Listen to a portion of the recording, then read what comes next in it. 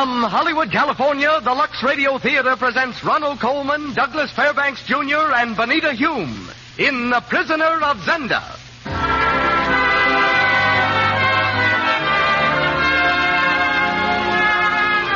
Lux presents Hollywood. The Lux Radio Theater comes to you with the good wishes of the makers of Lux Flakes. It is your loyalty to Lux Flakes that makes it possible for us to bring you these programs week after week. And every time you buy Lux, I wish you'd remember this. Just a few flakes of gentle Lux make so many suds. Lux is the thrifty care for everything safe in water alone. The thrifty way to do dishes. So it's a smart idea to keep Lux in the three places you use it most. In the bathroom, for stockings, underthings, and the pretty accessories that make you look so dainty. In the kitchen, for your dishes. And the laundry, for your dresses and sweaters. Tonight, Ronald Colman, Douglas Fairbanks Jr., Benita Hume, C. Aubrey Smith, Ralph Forbes, and Peter Wills come to us in The Prisoner of Zenda, the great romance, the magnificent adventure of a commoner who played king. Our special guest is Colonel Ivar N. Herning, former diplomat and military attaché, who is technical advisor on the recent screen version of our play. Louis Silvers conducts our music. And now, here's the producer of the Lux Radio Theater. Ladies and gentlemen, Mr. Cecil B. DeMille.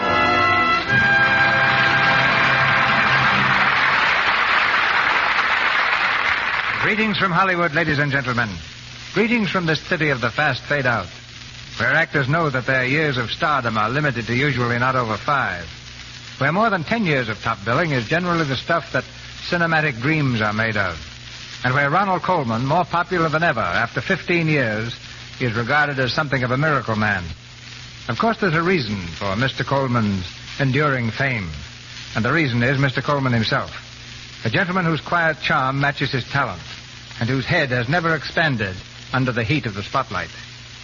Ronald Colman was clerking in a London steamship office when the war broke out, during which he served with the Contemptibles, Lord Kitchener's first expeditionary force. He came to America after the armistice with high hopes of becoming an actor, and with $37 in cash. He had only 2 lines in his first American play. But then, success followed success. One of his greatest he repeats tonight, Rudolph Rassendyll in Anthony Hope's celebrated romance, The Prisoner of Zenda. We're also joined by 2 other stalwarts from this film made by Selznick International Pictures, Douglas Fairbanks Jr. and C. Aubrey Smith. As Rupert of Hentzau, Mr. Fairbanks proves he can parry a thrust with as much vigor as his famous sword-swinging father. The next picture in his brilliant career will be Rulers of the Sea for Paramount. Mr. Smith, one of the ablest character actors I've ever known, plays Colonel Zapt. And Benita Hume, who has starred both here and abroad, comes back to our footlights in the part of Princess Flavia. Ralph Forbes is heard as Michael, and Peter Wills as Fritz. Our curtain's rising now, and the Lux Radio Theater brings you The Prisoner of Zenda, starring Ronald Colman, Douglas Fairbanks Jr., and Benita Hume.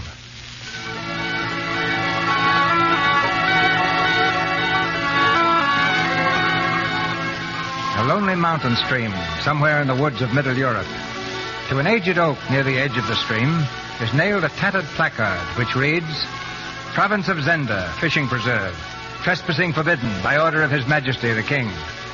Just below the sign, stretched out full length on the grassy bank, is a young Englishman. His head is pillowed on a fishing creel, and his rod lies unheeded by his side. He's deep in sleep, when 2 men in hunting costume come from the woods and stand over him. They gaze at him for a moment, and then turn to each other in astonishment. It's unbelievable. Look at him. There is a resemblance, isn't there? Resemblance. Look at the nose, the chin. Shave him and he'd be the king. He isn't the king, is he? I mean, I didn't have that much to drink last night. Don't be a fool. The king's hunting over the ridge. Wake the man up. Say, there. You. Wake up. Oh, your pardon, gentlemen. Good morning. Ask your name, please. Well, since you've taken the first step in the acquaintance, gentlemen, suppose you give me a lead in the matter of names. This is Colonel Zapt, and I'm Fritz von Tauernheim. We are both in the service of His Majesty the King. How do you do? I'm Rudolph Rassendyll, traveling from England. Not so long ago in the service of Her Majesty the Queen. Rassendyll? Rassendyll, by heaven, I knew there was some reason for it. Fritz! Zapt! Where are you? Here, Your Majesty. Where? Yes, sir. Confound you, I thought I'd lost you. Why didn't you... Oh, who's this? He's by way of being a relative of yours, sire. A relative? It is something for which you cannot entirely blame me, Your Majesty. Oh, then who's to blame? If I may hazard a guess, Your Majesty, I would say that the blame might lie equally between your great-great-great-grandfather Rudolph and my great-great-great-grandmother Amelia. What? Right by heaven, the man's a Rassendyll from England, sire. Ha ha! That accounts for the king's countenance.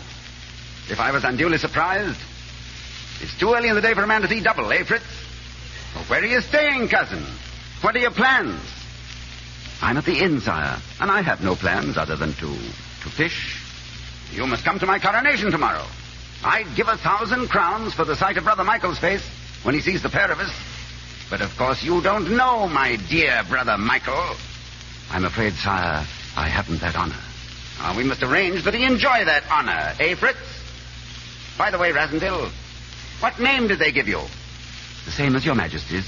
Ha ha ha! There shows they weren't ashamed of us, Rudolph. Thank you, sire. You must leave your quarters at once and come to my hunting lodge.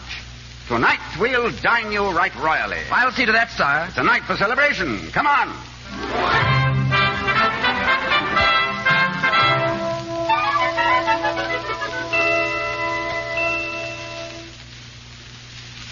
Wine, Joseph. More wine. Yes, Your Majesty. At once. And now, Cousin Rudolph, I propose another toast. Here. A toast. To our ancestor, that scandalous rogue, Rudolph II. Here. Let's see. Who'll be next? Your brother Michael, perhaps? Michael, why waste good wine? I'll tell you a secret about my brother Michael. He doesn't love me.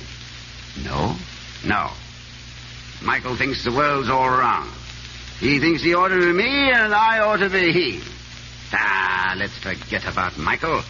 Let's think a toast to Cousin Flavia, soon to be my bride and queen. Here. It's a shame you can't meet the princess. At least I'm told it's a shame. I haven't seen her for years. She and I didn't get on very well then. Well, perhaps we shall now. I should certainly hope so, sire, if you're going to marry her. They say she's too good for me. And probably is. You know what they say about me, don't you? I drink too much. Well, I imagine that you're well able to take care of yourself on that score, Your Majesty. You're right, cousin. I can take care of myself. The devil take it wise, there's no more wine. Joseph!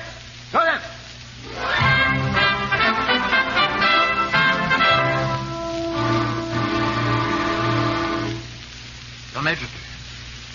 Your Majesty, please. Perhaps we rubbed his hands. Your Majesty. It's no use, Fritz. Hello. Hey, that was quite an evening, wasn't it? Oh. What's the matter with the king? Joseph found him on the floor this morning. On the floor? Is he still asleep? Very much so. You didn't drink any of this last bottle, did you? No, not that I know of. I think you'd know if you had. Why? Was it drugged? It was. But how? Why? Who did it? Who else but Michael? Who else? Michael? His brother? Half-brother. Michael's mother wasn't exactly acceptable in court circles. But the coronation? There isn't going to be a coronation. But this is fantastic. Impossible.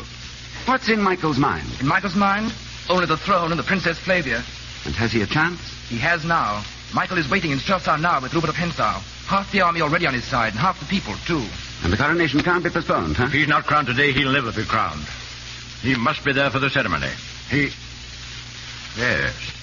Yes, that's all that would be necessary. The ceremony. So what's the matter? What are you staring at? Englishman, I'm much older than you. As a man grows old, he begins to believe in fate. Fate sent you here. Fate sends you now to Strelsau to be crowned king. What? Sounds mad, doesn't it? But without your beard, I'd wager you could deceive your own brother. You must be out of your mind. It's a risk against a certainty. My dear Colonel, I came here on a fishing trip. I like to fish. I am a simple Englishman. I couldn't begin to act like a king even if I tried. Oh, no. No, I'm afraid not, gentlemen. And Black Michael sits tonight on the throne and the king lies in prison. Oh, his grave. His grave? Yes.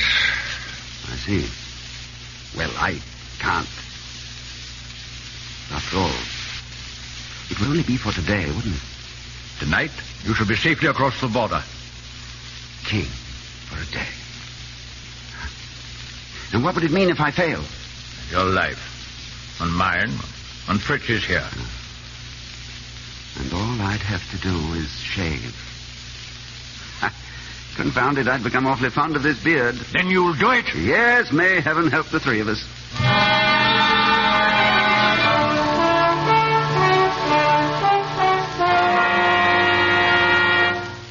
I, Frederick Arthur Michael, Duke of Strelsau, hereby assume the regency of the kingdom and order and proclaim a state of martial law. Very good, Detchard. And now you sign, Your Highness. Ah. A last detail. Remember, this proclamation is to be released 20 minutes after Hensau brings you word that the coronation ceremonies have been cancelled. Yes, Highness. We understand, Your Highness. By that time, our regent should have the civilian disorders well underway. And now, Highness, may I offer congratulations? And mine, Highness.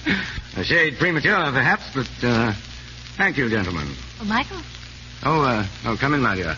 Good morning, gentlemen. Good morning. And now, gentlemen, you may go to your respective posts.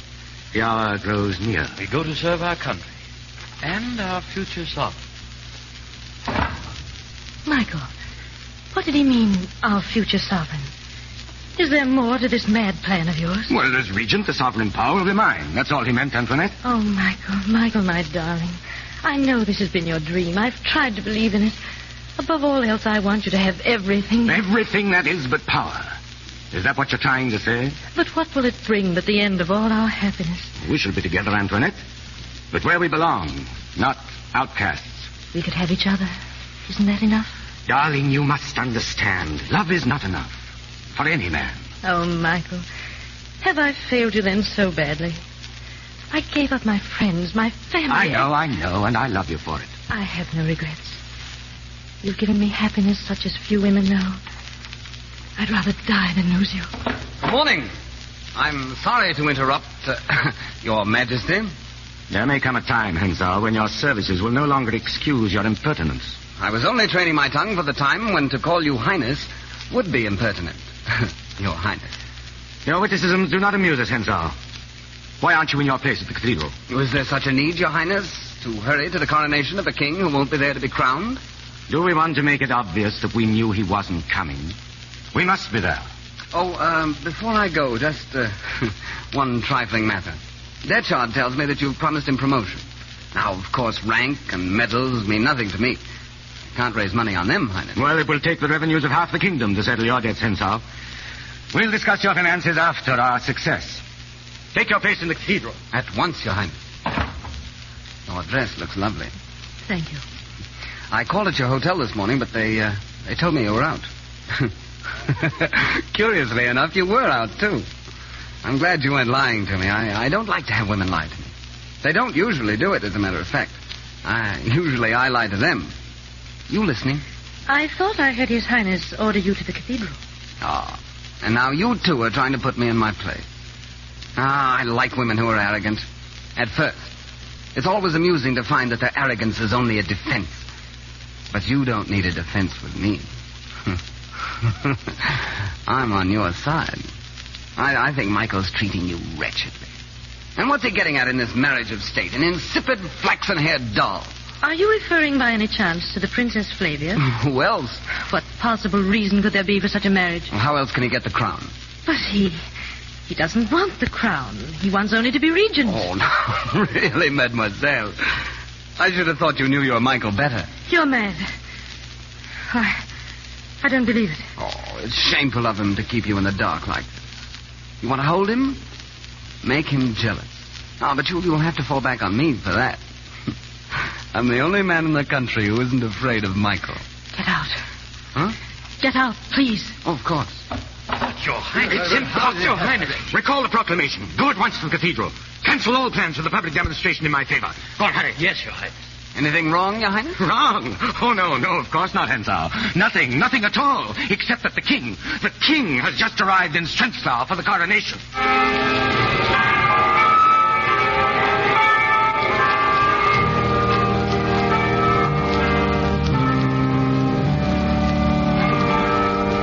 See thou now this symbol of temporal power. This scepter, wielded these many generations by all our chosen sovereigns, sired of the ancient house of Elfberg. Zapped. What do I do? Take the scepter. Now, kneel down. Right.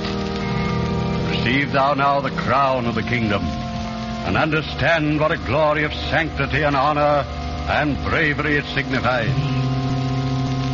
I, Rudolph, with justice and mercy to deal sovereignty, to guard with vigilance and honor the welfare of my peoples, from all enemies to defend them, and from the throne of my ancestors to bear faithful rule. All this do I swear.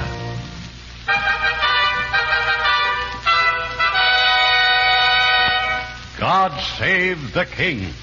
God save the king. Zapped. What do I do now? Stand up. Stay where you are. The Princess Flavia must swear her allegiance. Oh, where is she? There, coming towards the throne. Oh, yes. But she's beautiful. Careful, careful. I, Flavia, do become thy vassal, swearing to serve thee in truth with life and limb, until death findeth me. So help me God. Do I kiss her? Yes.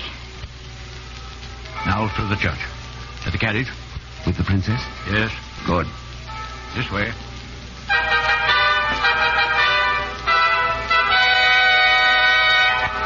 God save the king.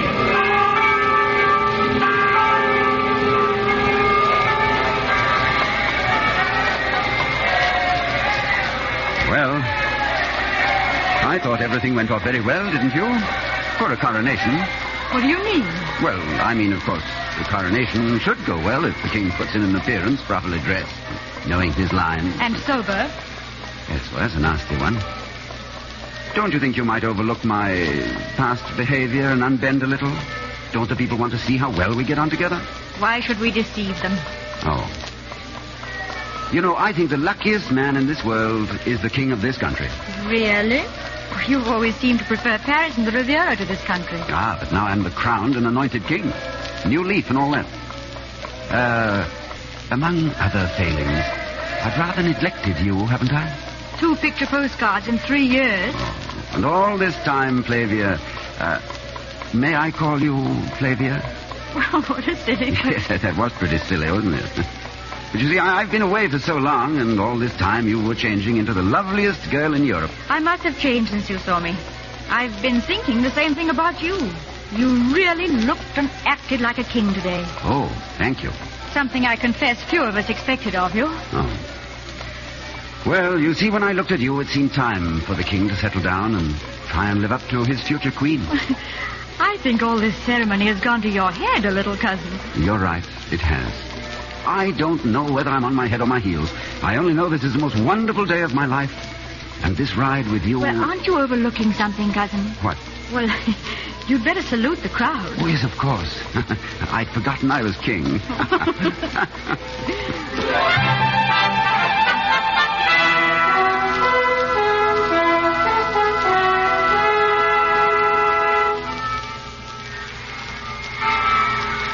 Listen, they're still cheering.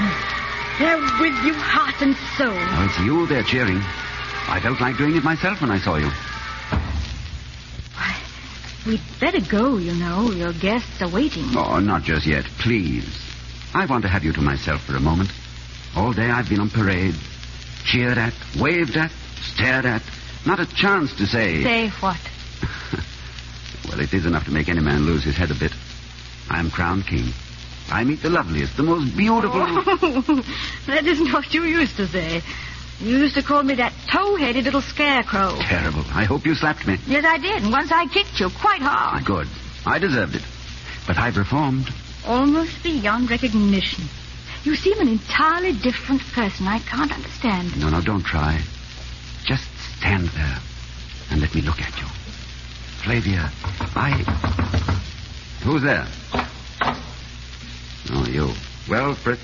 His Highness Duke Michael is waiting to pay his respects, sire. Well, let him wait. What?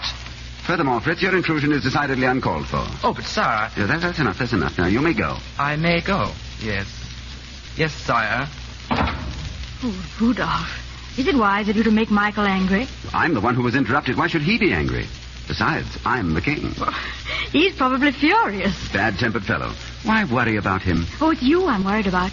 In that case, I can afford to be generous. I'll see him tomorrow. Rudolph, if you won't think of yourself, think of me. All my life, I've known what my future had to be, and I was resigned to it. Well, now, I needn't tell you how different it is. Different? I used to dread this day and the future, but now... Flavia, I've been unfair. I didn't mean... I only want you to realize how much your life means to your country. Only my country? Well, and to your friends. Friends? And to your cousin and loving servant, myself. Flavia. Good night. Don't go. But I'll see you tomorrow. Good night, Rudolph. Tomorrow.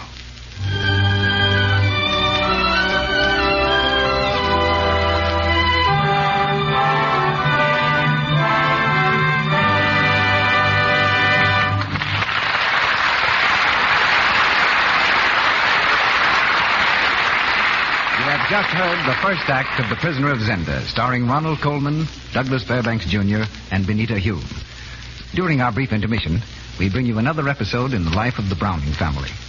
As the scene opens, we find Midge getting ready to go calling with her mother. She's frantically rummaging through her bureau drawers for something. Listen. Let's see. Here's one. No, that's too yellow. This one's too brown. That one's too pink. Oh, dear, what am I going to do? Why, Midge, aren't you ready yet? Oh, Mother, I've just popped a run in my stocking, and I can't find another whole one anywhere. Well, can't you match up any of those extra stockings you got? No, they're all different colors. Well, I guess you'll have to mend that run in the stocking you have on. Oh, Mother, I can't. It'll show. I'm sorry, dear, but it's the only thing you can do now. Oh, gosh, these nasty old runs, I get so sick of them. Well, maybe this will teach you to lux your stockings. You know you just can't rub your stockings with cake soap and expect them to last the way they ought to. I know. I should have used Lux Flake. If you would only remember to, dear. Lux will cut down on your runs and save you a lot of embarrassing moments. Stocking runs are embarrassing, not to mention expensive. And really, it's easy to cut down on them if you'll stick to Lux Flakes. Lux saves elasticity, so your stockings can give under strain instead of breaking into runs so often. Don't rub stockings with cake soap. And don't use soaps with harmful alkali. These weaken elasticity and encourage runs. Stick to gentle Lux Flakes and Lux your stockings every night. You'll find they wear longer and fit better that way. Mr. DeMille. Act 2 of The Prisoner of Zenda, starring Ronald Colman as Rudolph, Douglas Fairbanks Jr. as Rupert, and Benita Hume as Flavia, with C. Aubrey Smith playing Zap, Ralph Forbes as Michael, and Peter Wills as Fritz.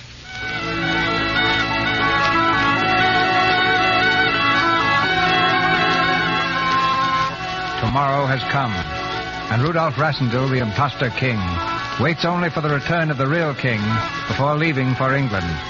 But something has gone wrong. Colonel Zaptu went to Zenda to bring back the king, found the lodge deserted, Joseph murdered, and the king gone. Now Zap faces Rudolph in the palace at Strelsau. Gone? What do you mean, gone? The king's not there. They've taken him away. But Michael's been in Strelsau all day. Still is. That devil Hansau hasn't. Well, then that settles it. They know everything by now. Yes, they know everything. But they can't speak.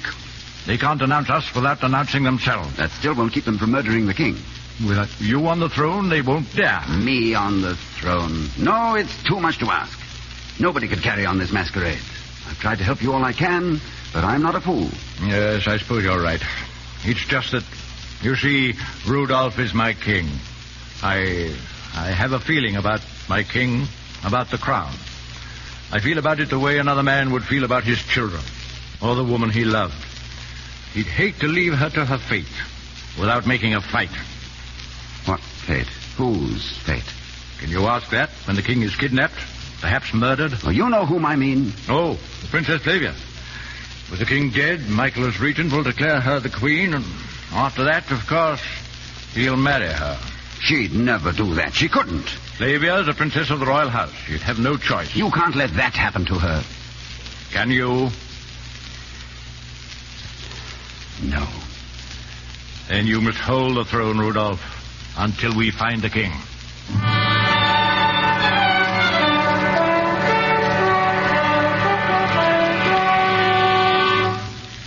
So, Rupert, you've been here in Streslaw. Why haven't you reported to me? Oh, now would I disobey orders, Your Highness? I went to the lodge at Zenda, and I haven't been out of Zenda Forest since. But the king hasn't been out of Strelsau since. And if you went to the lodge, what did you find there? I found the king in the cellar, well and truly drugged. Still there? What happened next must have been Zapp's idea. Tarlenheim couldn't have thought of it. What was Zapp's idea? Passing another man off as the king, under your very nose, Highness. What? Odd, a man not knowing his own brother. But I assure you they might be twins. Are you trying to tell me the man I saw crowned is an imposter? Not your type of fiction, I see, Highness. Too incredible. But things like that do happen.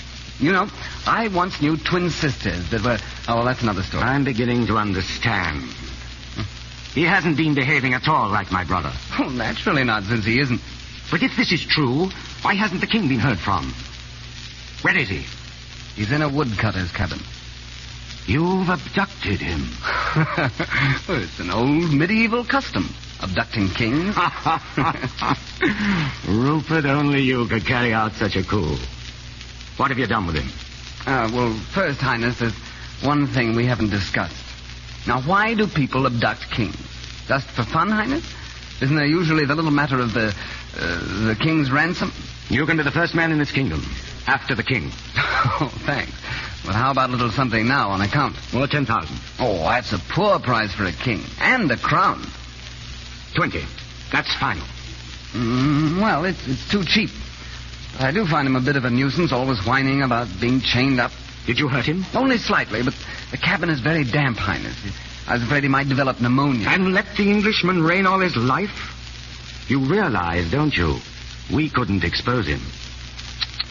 That hadn't occurred to me. But if the Englishman dies first and is buried in the cathedral as the king... Yes, I think that's the solution, Hensel. Oh, sire, there are moments in your presence when I feel myself an amateur.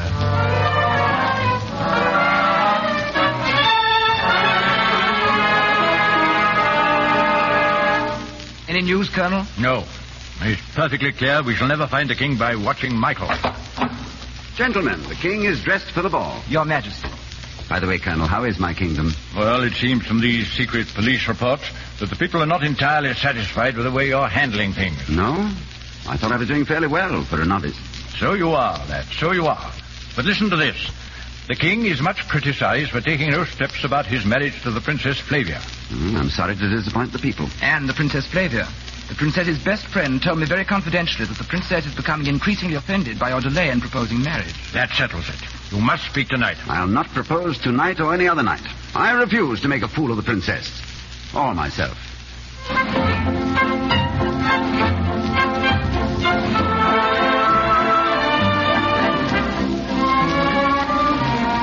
Flavia, you promised to go out on the terrace with me. Is that a command, sir? It's a command. Please.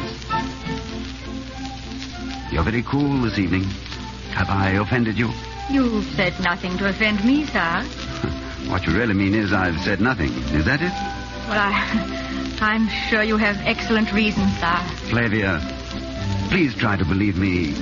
I may be the sort of man who'd take advantage of any number of people, even a whole country, but I could never willingly do anything to hurt you. I don't understand. Then try to believe this without understanding. I love you. Oh, is it true? Or is it only because you must? I love you more than life, or truth, or honor. Oh, Rudolph, I've so wanted you to say that. Tell me, how is it that I love you now when I never even liked you before? Never before? You seem so different. Well, perhaps I am different. Yes. That's what's so wonderful. I wanted you to be different from the Rudolph I knew, the Rudolph I didn't love. And you are. And yet you aren't. But if I were different, if I were not the king... Why do you say that? Could you love me if I were not the king? Rudolph, does a woman who marries without love look on a man as I look on you? Flavia, I am not. Your Majesty. 1,000 pardons, sire. His Eminence the Cardinal is waiting to take his leave. Of course. Something wrong, Colonel Zenda? Nothing, Your Highness. It's always my unpleasant task to be the reminder of duty.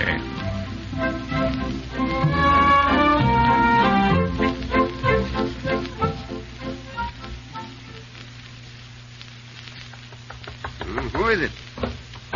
Rudolph, I must see you. Oh, Fritz. Come in. Look at this. This letter, it's for you. Can't it wait till morning? But look at the name on the envelope. See. Deliver instantly, Rudolph Rasendil, Esquire. Rasendil? Can't be a tailor's bill from home. What does it say? If Mr. Rasendil desires to know the whereabouts of the king, let him come tonight at 2 o'clock to the summer house behind the wall on the Boulevard Elfberg. He must be alone. He must take you for a fool. A trick of Michael's, obviously. If you hesitate, consult Captain von Talenheim. Ask him what woman to do most to prevent Michael from marrying the Princess Flavia, and therefore most to prevent his coming king. And ask if her name begins with A. A. Antoinette de Maubach, Frenchwoman, mad in love with Michael, of course. How far is the Boulevard Elfberg? Are you going? I am. At 2 o'clock tonight.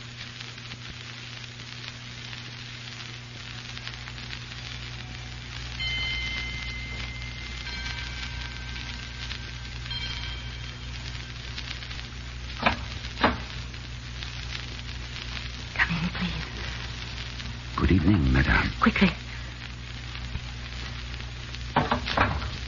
Well, madame? You've been trapped. I wrote that letter at the Duke's orders. So I thought. 3 men are coming here to kill you. Where's the king? Before I tell you, your word. An English gentleman's word. No harm must come to Michael. Have I your word? Yes, as much as I can give it, if you tell the truth.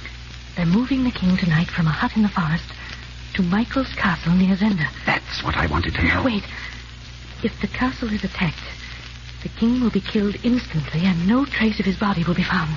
Nice chap, Michael. Do you want my help, or don't you? I want your help. But how can we rescue the king? Leave that to me. He must have his friends near at hand, in his hunting lodge, on some pretext or other, or boar hunting, anything. I'll send you word when to strike. Now go, and quickly. And you? If Michael finds out what I've done, you and I shall not meet again. Good luck. In everything. And to you, with her. They've come. They're too soon.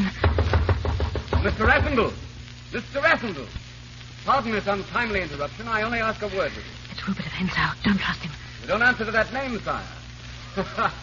I have an offer for your majesty.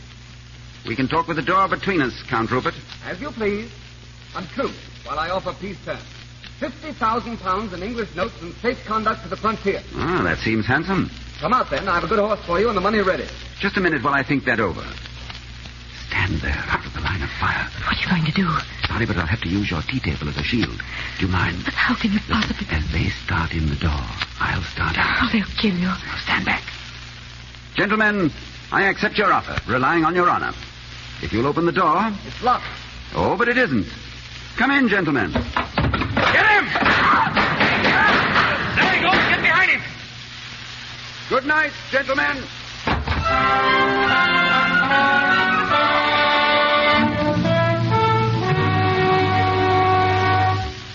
I don't understand you, Rudolph.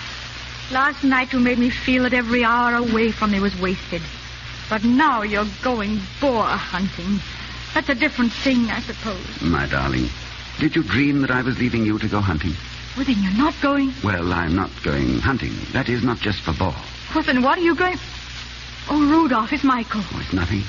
It seems he's hatched a little plot at Zenda. Against you? Oh, darling, you mustn't go. Shall I tell them I can't go because we have an engagement to go riding? But I don't understand. And I can't explain just yet. But believe me when I say there are reasons why I must go. I'm sorry. You see, I've never been in love before. That's better. You write to me. I'll send you my heart every day. And you won't let Michael hurt you. No, sweetheart. Or keep you from me. No, sweetheart. Nor anyone else. No. Sweetheart. I must go, darling.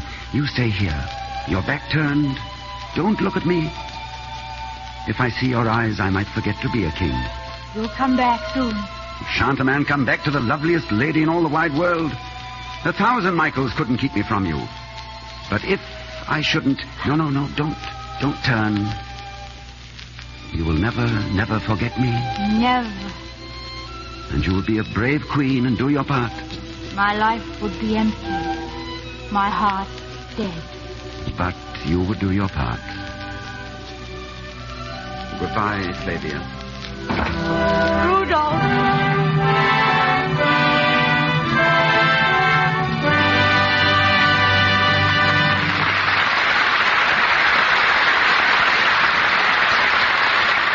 We pause for station identification.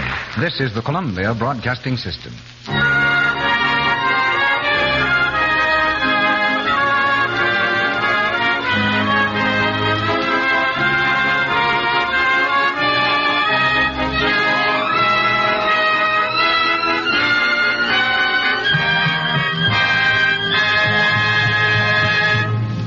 The curtain falls on Act Two of The Prisoner of Zenda, starring Ronald Colman, Douglas Fairbanks Jr., and Benita Hume. During this short intermission, we'll hear from our guest. But first, here's a thought for the ladies. When it comes to washing dishes, there are two ways to keep your hands nice-looking. You can hire a maid to do your dishes, and that runs into money, doesn't it? Or you can do your dishes yourself with Lux Flakes, and that'll cost you almost nothing. It's amazing how soft and smooth your hands stay with Lux. There's no harmful alkali, absolutely nothing in gentle Lux Flakes to dry the oils in your skin and make your hands rough and red. Lux is kind to your hands and kind to your pocketbook, because a little goes so far. Lux is thrifty, you know. Here's Mr. DeMille and our guest. Tonight's guest never knew the royalty of our play because they exist only in fiction. But he's met the real-life royalty of practically every kingdom in Europe. He's Colonel Ivar N. Herning, who served in the armies of Sweden and Finland, who was military attaché in Austria and Germany, and who has some 20 decorations for his military and diplomatic achievements. Because of this knowledge, Selznick International Pictures called him in to steer them right in the filming of tonight's play. And we've called him in to tell us how he did it. It was a rather unique job, Mr. DeMille. You see, everything in the picture had to appear absolutely authentic. But since the story is about a kingdom that never existed, everything had to be unauthentic. Uniforms, court ceremonies, the flags, the medals, the military proceedings, all had to be made up to avoid treading on some nation's toes. So we found ourselves in a peculiar position of trying to be right by being wrong. Will you tell us what royalty actually thinks of the very formal etiquette which surrounds the throne? Kings and queens, Mr. DeMille, don't like formality in their private lives any more than do ordinary people. But in their public lives, they are forced to maintain traditions and the strictest kind of etiquette for the sake of the high office they hold. Will you illustrate your point, Colonel? Well, I believe the sternest advocate of upholding the formalities I ever knew was the late Queen Victoria of Sweden. Once as officer of the guard at the Summer Palace, I was ordered to see her immediately. I reported, wearing full dress uniform and heavy saber. I had misjudged the situation, however, for this was to be a family affair, not a formal public one. The Queen was surrounded by her grandchildren.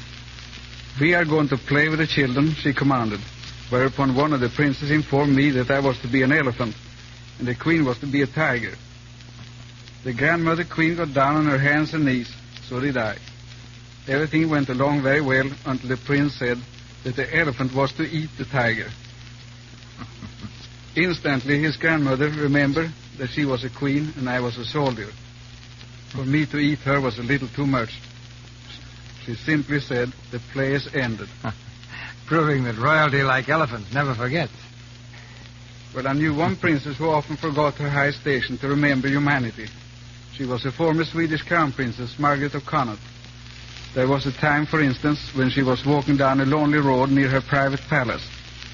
A blind peasant woman who didn't know her identity stopped and asked the princess to lead her home. The home was a broken-down hut.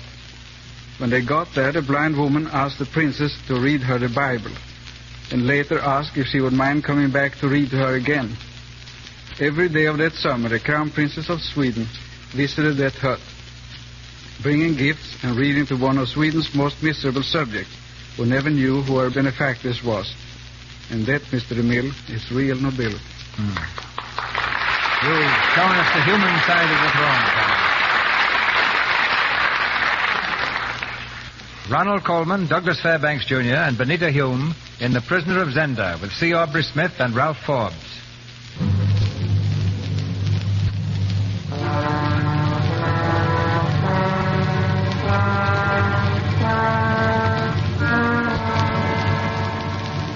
Armed with the knowledge that the king is held prisoner in Michael's castle, Rudolph and the king's loyal followers have gone to the hunting lodge nearby to wait their chance to save him.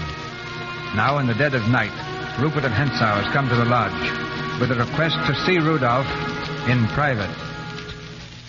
Come in, Hensau. The audience is granted. Your Majesty, I bring you your brother's humble greetings and his wish that you enjoy good boar hunting here in Zenda. And his respects, of course, to Colonel Zapt and Captain Frintz, your two principal boars. I am surprised, Hensau, and deeply hurt to hear that you willingly gave up your pistol at the door. Looks as though you didn't believe we trusted you. I did it for my own protection, Your Majesty, not yours. In the best English plays, the gentleman never attacks an unarmed opponent. Well, what price the crown today? The last offer from my brother was £50,000. Do I perhaps hear 52,000? Well, the Duke offers you more than I would. I simply said, why not hang the play actor and save the money? Indeed. And Michael? He doubles the offer. £100,000. Yeah, I told Michael you'd refuse. But the fact is, between ourselves, Michael does not understand a gentleman. No, but we do, don't we? Oh, Rassenthal, you're a man after my own heart. Frankly, you and I are the only two people worthwhile saving in this whole affair, now aren't we? Now, here is my plan for us. Disregarding Michael? Oh, Michael's such a bore. Now, listen. Attack the castle boldly. Go on. Arrange the time with me. I have such confidence in you, of course. Black Michael will fall. The king, well, you don't want to find him. You won't. That's provided for. And your friends, well, if they fall too, then only you and I are left to know the truth. Understand? I, Rupert Hensau, and you, king of the realm. I see. But aren't you being a little unfair to Michael? Oh, perhaps a little, but I can't put up with his jealousy. Jealousy? Mm-hmm. You've seen it. Oh, yes, Antoinette. So the Duke gets in your way. Well, that's hardly a fair way of putting it, perhaps. I get in his way. Surely she doesn't prefer the Duke. Yes, the silly creature. Then you're doing all this for love. How romantic. Well, love and your Majesty's gratitude throughout your long and happy reign. And then, of course, you might make over to me Michael's castle and estates. Shall we shake hands on it?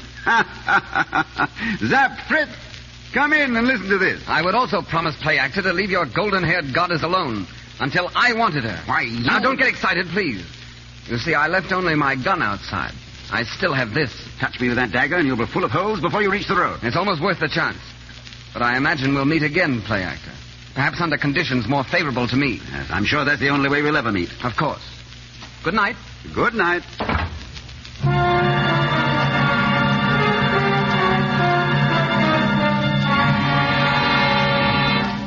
I wish we'd get some word. This waiting is intolerable. Why don't we attempt the rescue and be done with it? Either Michael or ourselves. It would be a pleasure, Fritz. But what would it gain us? You think Michael would fall and let the king live? Besides, what justification could I, the king, have for attacking my dear brother Michael? Are we to do nothing, then? We are to do nothing, stupid. And don't be in such haste to end your life, young man. If you will forgive me, sir, your impatience seems on occasion to equal my own. Oh, it's different with me. I've spent my life, and it's been a long one, in the service of the throne. I can do no more than die in its service. Now, or a few years later, what difference will it make? It makes a great difference, Colonel. You've never seen England in the spring. There's a little stream I'd like to show you, too, where the trout... Aye, lad. It'll be a pity if we never get the chance to go there. God grant that you at least may see your own country again. I'm not sure it could ever be the same again. I know, lad. I know. Come in. The man is here who insists he has a personal message for His Majesty. Have you searched him thoroughly? Certainly, sir. Send him in. In here. I'm Colonel Zapp. What is it you want? I have a message for His Majesty from Madame Antoinette de Maubin. De Maubin? Well, what is it? I am to lower the drawbridge at 2 hours past midnight. But the king will be killed at the first alarm. Yes, Majesty. She says before the bridge goes down, one of your men must swim the moat and go to the first room on the left of the corridor. The king is imprisoned there. Yes? That man alone must hold off the guards from murder until the others cross the bridge and get below. Tell Madame We shall be on the shore at 2, waiting for her signal. Then I will swim the moat. The others will wait until you lower the bridge. Now go. I think I should swim the moat, Rudolph. Right, lad. Can't afford losing both our kings. One king you'll lose tonight. If anything should happen to the king and not to me, your game is up anyway. Oh, no, I swim the moat, Fritz, not you. But if we lose you both, what will become of those of us who are left? They will serve Queen Flavia. And I would to God I could be one of them.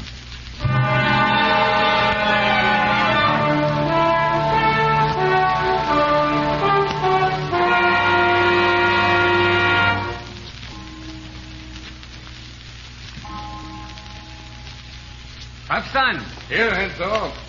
This castle's gloomy as a vault. Where are you? Here. The relief guard was 10 minutes early tonight, Henzo. Why? Well, the Duke's as nervous as a kitten. Must be expecting old Zap to bob up out of the moat in a diving helmet. Well, getting late. I'll have a last look at the doors and the drawbridge before I turn in. Good night. Good night, Henzo.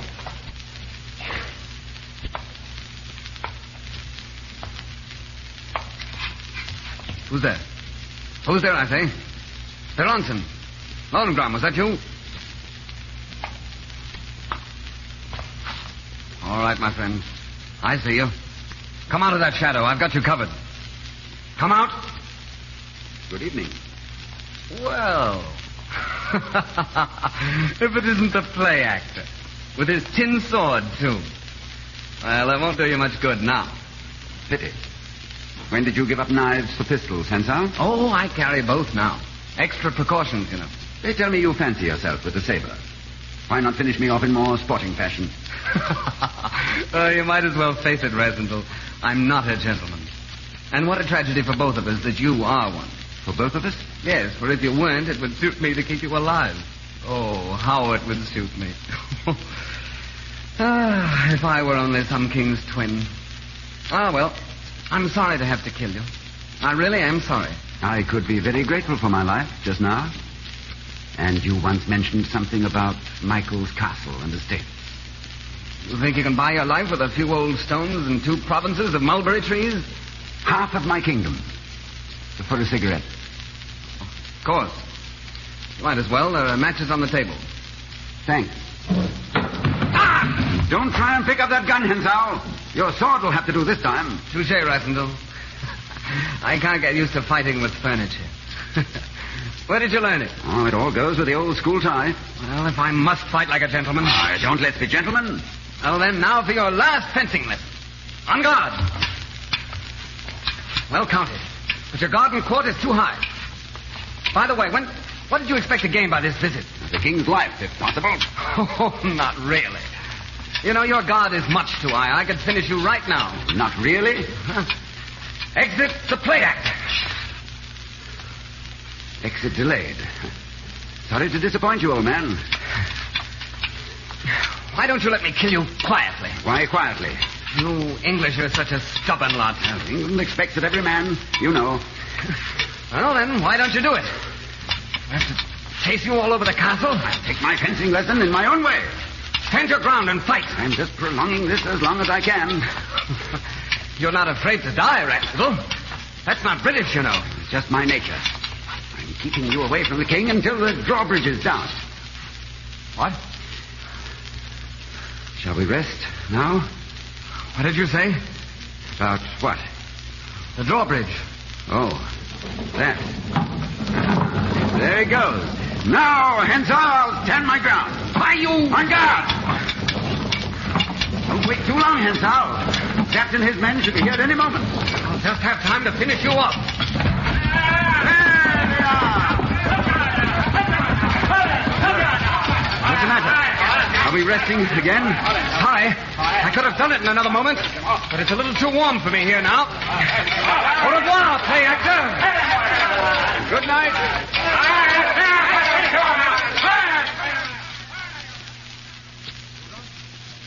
You all right? You're wounded. Oh, it's nothing. The king? He's safe. We've got him. And Black Michael, too. That's good. I'm just a little tired. You don't mind if I just sleep, do you? Rudolph. Quick! He's fainted.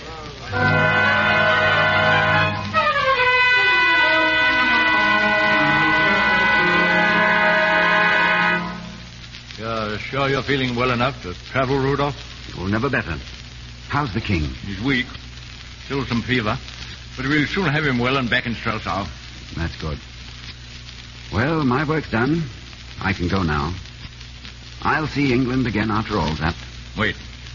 Before you leave, Her Highness wishes to see you. Does she know everything? Everything?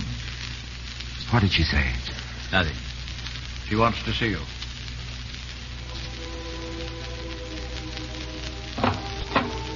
Rudolph. They've told you, Flavia? Yes. Oh, you're hurt. They didn't tell me that. My only hurt's the thought of the pain I must have caused you. Flavia, from the first moment I saw you in the cathedral, I've loved you with all my heart and soul. But forgive me. It would have made no difference if I'd known. It was always you, never the king. I meant to tell you. I tried to on the night of the ball. I know. What are we to do now, Rudolph? Oh, I'm going away tonight. Oh, no, you can't. I must, before people have seen me. Flavia, come with me. Oh, if I only could. If only... Why not? I love you. And I love you. Oh, Rudolph, help me. Is love the only thing? If love were all, you would have left the king to die. Honor binds a woman too, Rudolph. And my honor lies in keeping faith with my country and my house.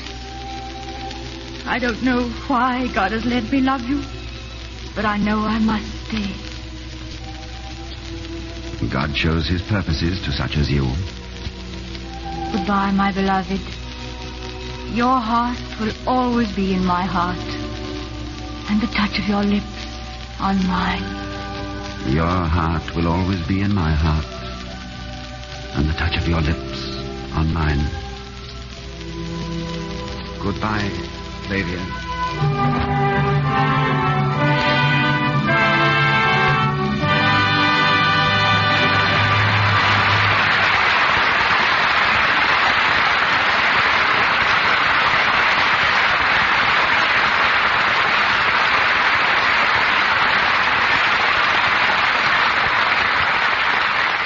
Down the curtain on the last act of The Prisoner of Zenda, starring Ronald Colman, Douglas Fairbanks Jr., and Benita Hume. In a moment, our stars return for their curtain call. But first, may I say something to the mothers in our audience, particularly mothers with small babies. I don't have to tell you how sensitive a baby's skin is. You know that it takes very little to irritate it. But here's something you may not know. When you wash baby's clothes with soaps containing harmful alkali, you run the risk of chafing his tender skin. And you certainly want to avoid that, don't you? Then listen to what Mrs. G.E. Knapp of Cheverly, Maryland, who is the mother of triplets, says. My triplets had such sensitive skins that only the mildest soap could be used on anything they wore. I knew from experience that Lux was safe, so I used it for the baby sweaters, dresses, diapers, all their things, and they haven't been troubled with rash. Yes, Lux is safe for baby's things. It has no harmful alkali. You don't risk irritating baby's tender skin. And Lux won't fade colors or spoil the fit of baby's clothes either. It's safe for everything safe in water alone. So keep the thrifty large-size box of Lux Flakes in the house, won't you? And use it for everything baby wears. And for the many nice things you wear, too. Mr. DeMille returns to the microphone with our stars. Rudolph and Flavia said goodbye a moment ago. Suppose we reunite them now as Ronald Colman and Benita Hume, accompanied by Douglas Fairbanks Jr. To ease the minds of the listeners who may be wondering who played the part of the king and who sounded so much like Ronald Colman, I'm sure it's quite all right to tell them now that the part was played by Ronald Colman. I could add that you played your dual role to the hilt, Ronnie. Yes, you could, but please don't. Incidentally, Mr. DeMille, I understand you once acted in Zenda, too. I hesitate to use the word act, Benita. However, I appeared in Zenda the first time I ever played before an audience. I also tackled the dual role, which was very easy at the time because my voice was changing. And where was this first DeMille epic produced, C.B.? Oh, in Derling's Hall at Pompton, New Jersey. There was one disadvantage to Derling's Hall, however. It was located over a grocery store. Oh, I'd walk up a flight of stairs any time to see you act, Mr. DeMille. That's very kind, Benita, but the point is that every night the theater was open, the grocery store stayed open, too, doing a land office business in very ripe tomatoes. Proving just one of the advantages of acting on the air. Is it true, C.B., that when Zenda first hit Broadway, it exerted a tremendous influence in the field of matrimony? I know of no play before or since, Ronnie, that has inspired so many gentlemen to pop the question and so many ladies to answer yes. Well, if that's true, Ronnie, think of the havoc you may have wrought tonight. And that's as good a hint as any, Doug, for me to say good night. My thanks, Mr. DeMille, for a most enjoyable evening. Our microphone's always at your service, Mr. Coleman. Good night. Good night, Doug. Thank you, Benita.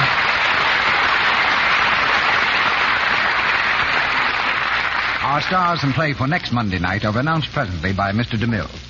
The cast of The Prisoner of Zenda included Ian McLaren as the Cardinal, Paula Winslow as Antoinette, Eric Snowden as Joseph, Lou Merrill as Detchard, and Frank Nelson as Kraftstein. Ronald Coleman's next picture is Paramount's The Light That Failed.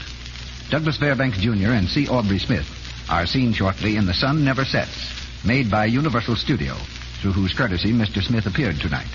He is also in the new RKO film, Five Came Back. Louis Silvers directed music at 20th Century Fox Studio for Young Mr. Lincoln. Be sure to listen to the new Lux daytime radio program, The Life and Love of Dr. Susan. The makers of Lux Flakes bring you this enthralling story about the love and problems of a young, attractive woman doctor every afternoon, Monday through Friday. Look in your newspapers for the time and station. The Life and Love of Dr. Susan comes to you in addition to the Lux Radio Theater. Now, Mr. DeMille. Before I tell you about next week's program, may I remind you that beginning this coming Thursday, June 8th, the people of our 48 states are observing Flag Week. A good time for good Americans to show their colors. And we hope that you'll join our audience next Monday to hear a most unusual play written by the author of Magnificent Obsession. It's the story of a woman who attaches herself to a middle-class family, teaching them to overcome disappointments and difficulties through her simple philosophy that victory is always built on defeat. Our play is called White Banners. And in this inspiring drama, you'll hear the same two stars who contributed so much to the motion picture, Fay Bainter and Jackie Cooper. And starring with them, Louis Stone.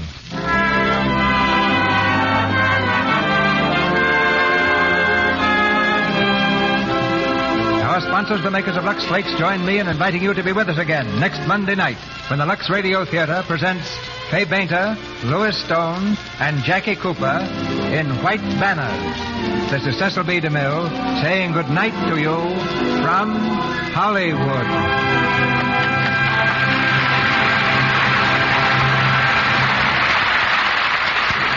Join us again a week from tonight. Be part of the large audience that gathers from coast to coast to hear Hollywood's most popular stars in your favorite plays of stage and screen. Your announcer has been Melville Rowe. This is the Columbia Broadcasting System.